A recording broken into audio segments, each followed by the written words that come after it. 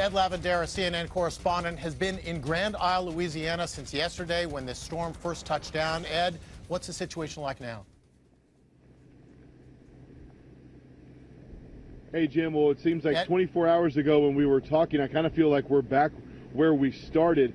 Here in Grand Isle, we are still pretty much confined to this house that we had been using as shelter here throughout the storm. And this is where we'll have to remain for another night because many of the roadways, if not all of them here on the island, are still very much impassable. The water right below us here on the ground level probably got to be about 4 to 5 feet deep.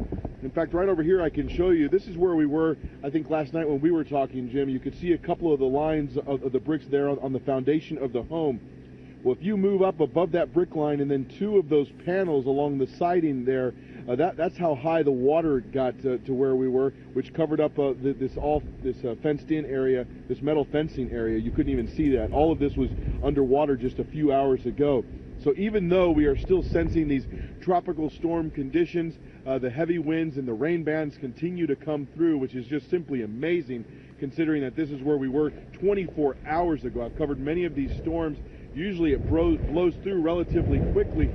The fact that we're still having to deal with this is just exhausting, quite frankly. But the good news is, despite this, the water levels are slowly receding here, and that will give people here on the island, especially the emergency officials and city officials, the opportunity to kind of go around and start surveying. From our vantage point, and the main thing I think people want to know about, we look at structural damage, and we can see dozens of homes here in our surrounding areas. We kind of walk around, and I haven't been able to see any kind of structural damage here in Grand Isle where any homes have collapsed, and everyone builds up on these stilts to let the water, the storm surge pass underneath. That is very typical on barrier islands like this all along the Gulf Coast.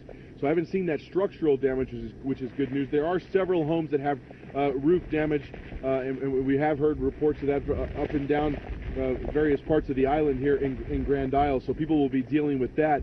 But the important thing, and I think what people want to see happen as quickly as possible, is for these roadways to clear away from water, and that would give people the opportunity to either start coming back or give the emergency crews the opportunity to start driving the roadways. But I still think we're probably a day away from that, Jim. Thank you. That's Ed Lavandera, who's in Grand Isle, and I want to underscore what he said. He's basically trapped in that area. We're able to get out a picture, but Ed himself and his crew are not able to